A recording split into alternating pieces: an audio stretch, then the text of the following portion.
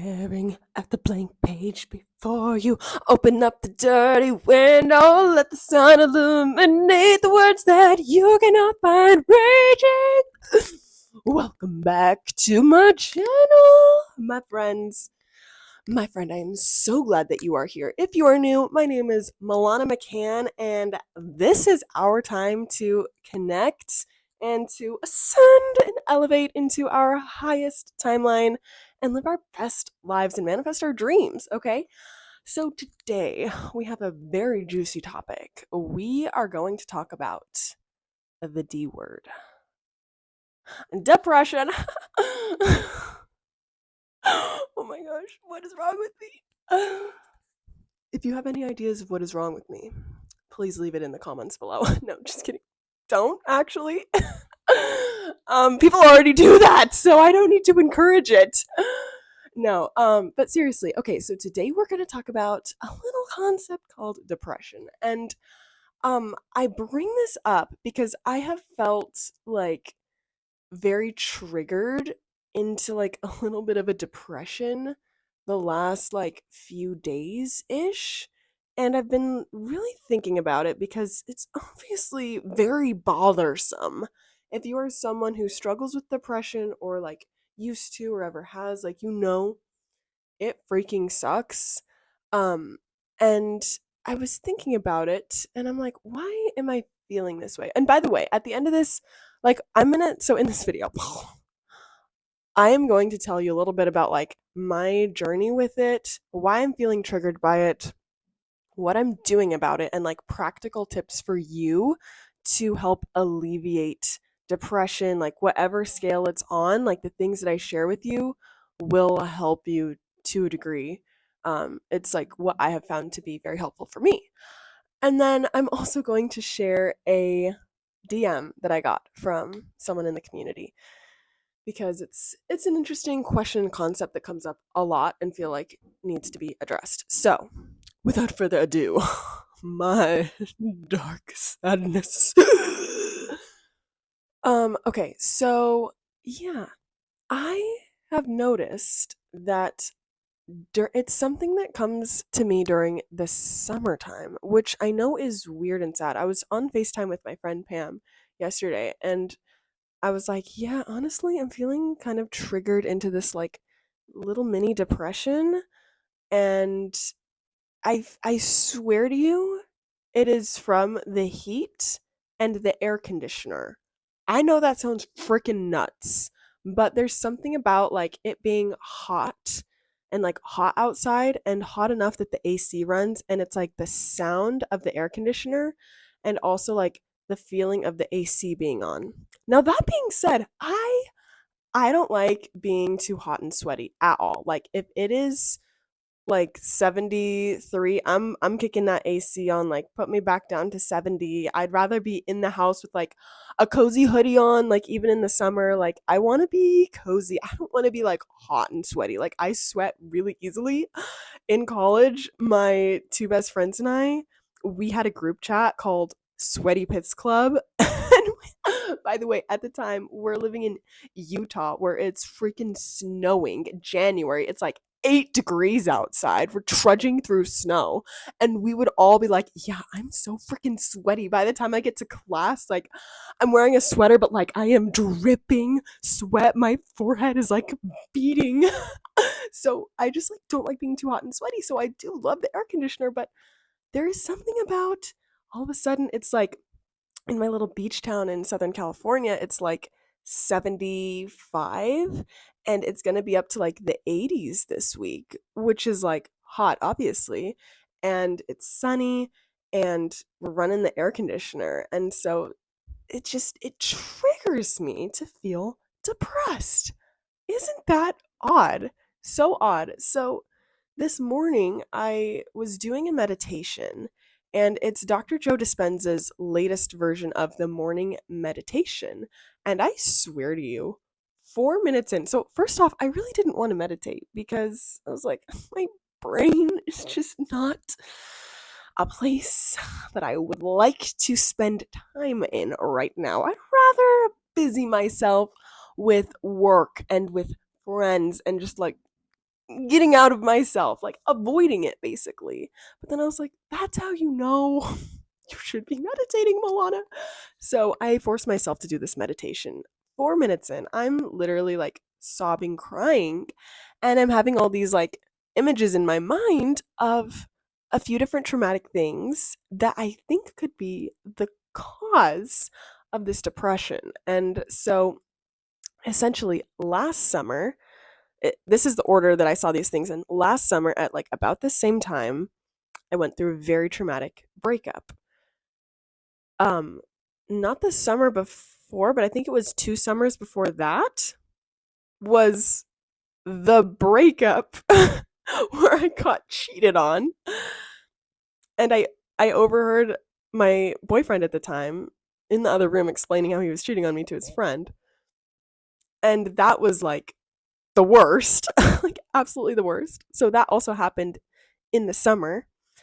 And then I had this image in my mind of like, I don't know, maybe it was like 2 or 3 summers before that when I was in college. It was like the summer between my junior and my senior year in college. I had an internship at this tiny little company called Goldman Sachs. And okay, if you don't know what it is, it's actually a massive financial institution. It's like the most prestigious finance company in the world. At the time, this is how freaking lost I was from myself. At the time, I thought, I don't know who hurt me. I'm going to have to dig into this, but I remember calling my parents on the phone and saying, I don't want to ever get married. I don't want to ever have kids. I just want to be a workaholic and be a corporate slave and literally just devote my entire life to building a successful career and be super rich. And like, I'll donate to charity, like, I'll do good things in the world, but like, I don't want people in my life. Literally, my dad was like, who hurt you? Like, what is going on? Um, I'm like, is my mic on? This thing better be freaking on because I have filmed videos before where I find out it wasn't on. So anyways, I did an internship and it was the worst summer of my life. This summer was like hell on earth.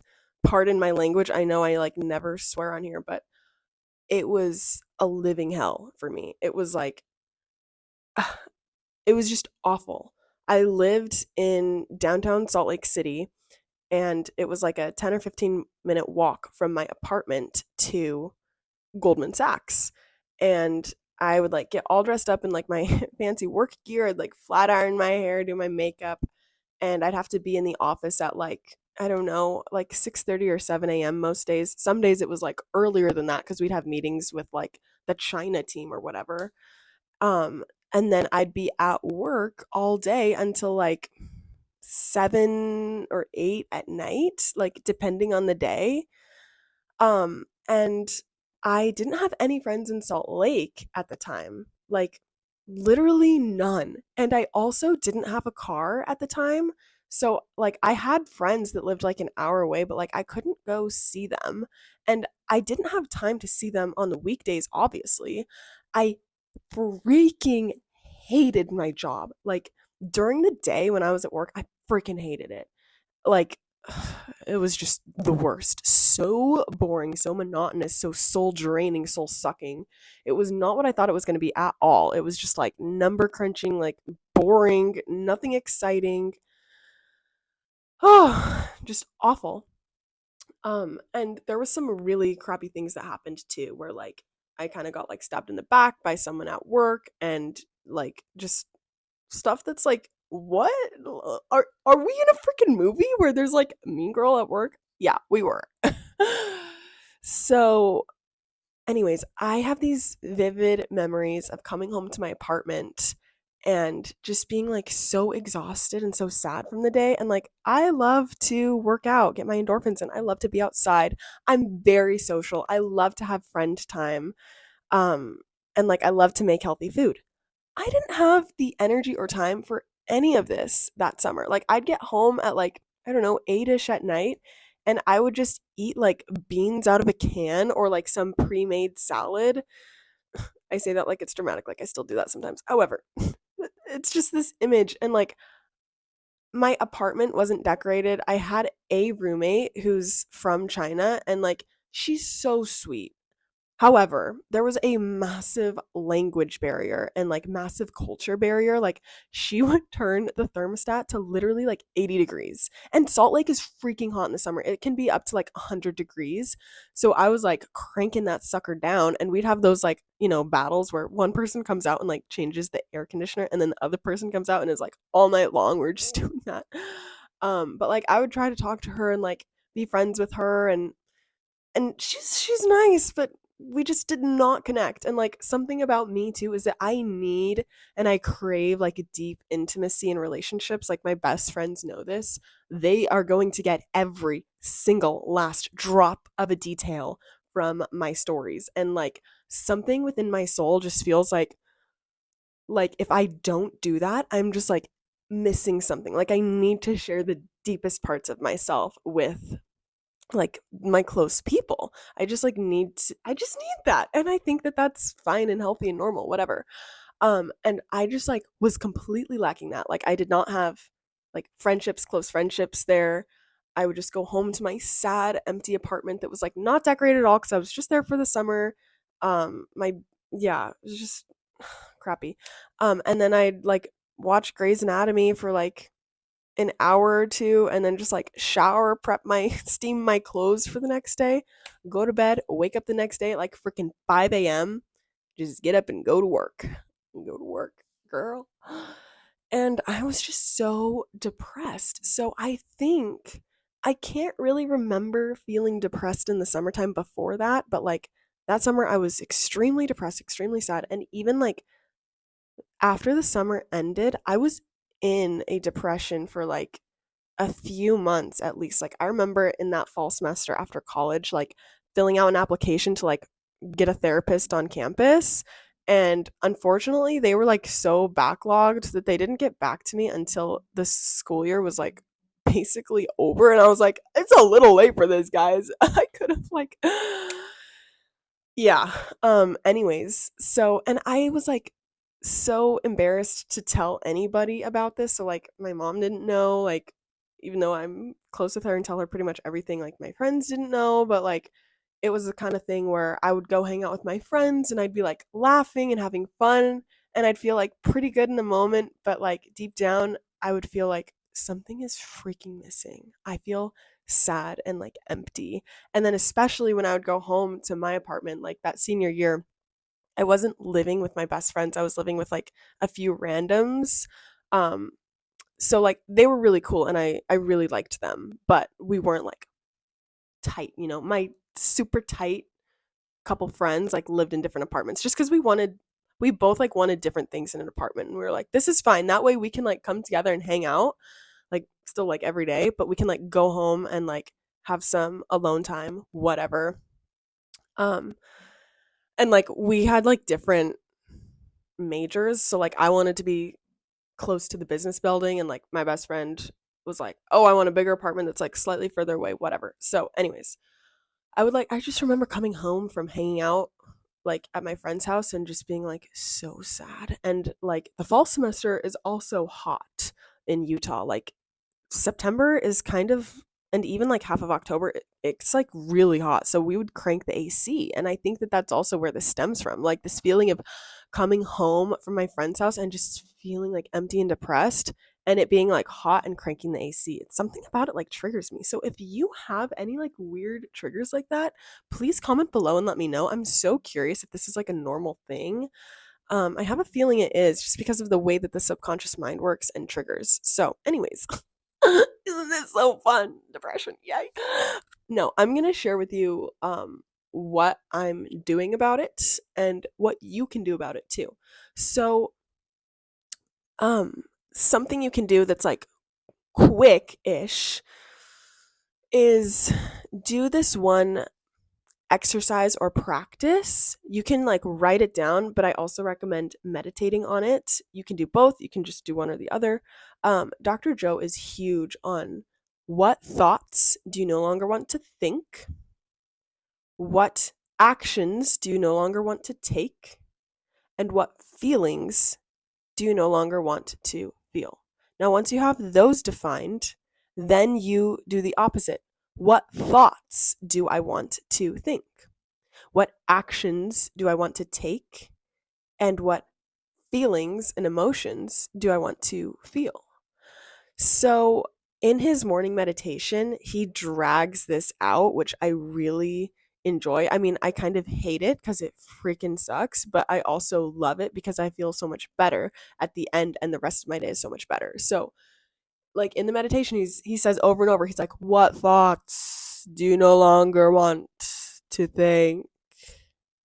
Repeat it." Basically, like you need to get really clear on what thoughts you no longer want to think. And I kind of like jumble the thoughts, actions, and feelings all into one. So for me, I was like, okay, what thoughts do I no longer want to think?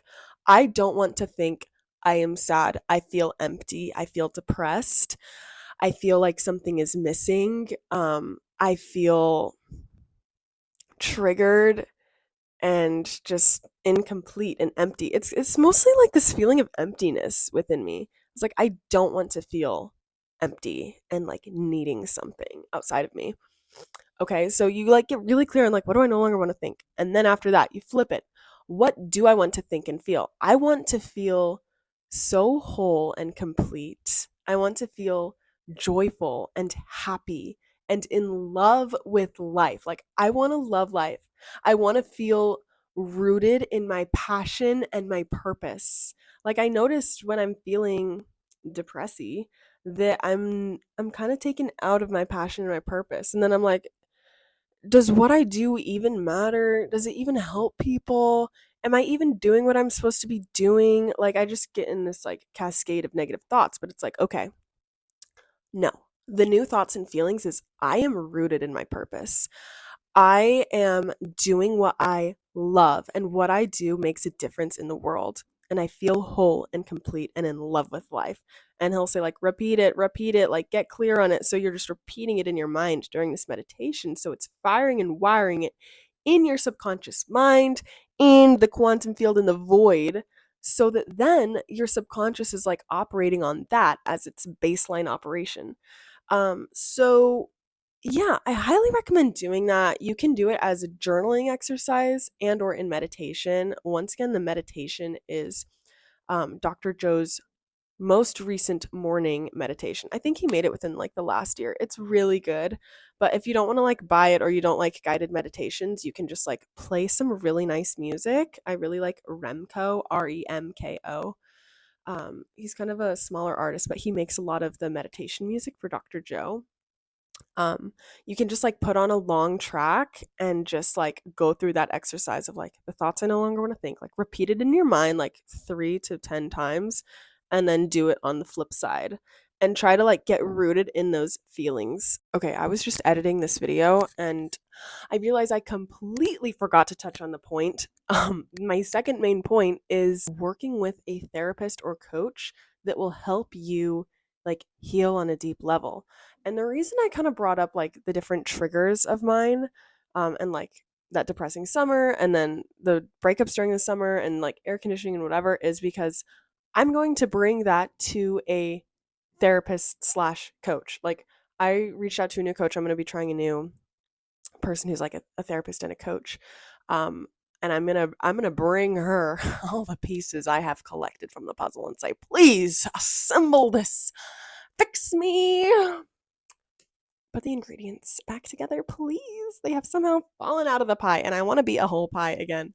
It can't be overstated, like the value that you will get from working with a therapist and or a coach, because everyone needs someone to talk to and someone to like hold their hand and to see them and to like guide them and help heal you like on a deep subconscious level. Like I seek therapists and like coaches and stuff that do subconscious work. So like the work that I do with them isn't just talking about my problems and my issues. It's like I'm going to talk about it and then we're going to like rewire it in my subconscious mind.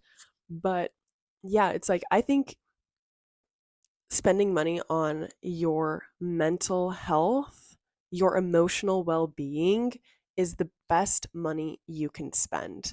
Like if you all think about all the other things you might spend money on. It's food and housing. Okay, yeah, you need those. But like anything else, it's like superfluous, like clothes, flowers that are gonna die in 2 days. Thank you, hydrangeas. Why do you have to be so beautiful but die in literally 2 days? Like any other material things, it's like nothing is as important as your mental and emotional well-being. The reason we do anything is to feel a certain way. So like if I'm buying flowers, it's because I want to feel like a spark of joy and joyful and whatever. It's like, okay, maybe you should just go to freaking therapy, girl. I was gonna call myself something else. So yeah, I just highly encourage you, like if you have depression in any different varying degree, or you're just like needing someone to talk to, want to like heal on a deeper level, I highly recommend getting in touch with a therapist and or coach or subconscious rewiring coach to help you heal that on a deep level. One last thing I want to share. So I have this friend named Michaela, and she is a really cool personal development life coach. And I haven't seen her in a while, but I remember I was on a walk with her and she started talking to me about personal values and like core values and how to uncover your core values. And then basically, if you're not doing things on a regular basis in alignment with your core values, then you're more likely to be really sad and unfulfilled. But the nice thing about this is that if you know what your core values are and you're like, oh, one of my core values is like deep, intimate conversation and connection. And I haven't had that in who knows how long. So then you can take action and be like, okay, I'm going to phone a friend. I'm going to call my best friend. I'm going to call my sister or whatever, and we're going to have a vulnerable conversation, and like that will fill up your cup. So if this is something you would be interested in, I've been thinking I would love to invite her to like co-create a YouTube video with me, and like fully teach this concept so that you can learn these for yourself and then change your life accordingly. Comment and let me know if we should bring Michaela on the show. And other than that, make sure you're subscribed, and I hope your day is so much better. And I hope mine is too. Love you. Bye.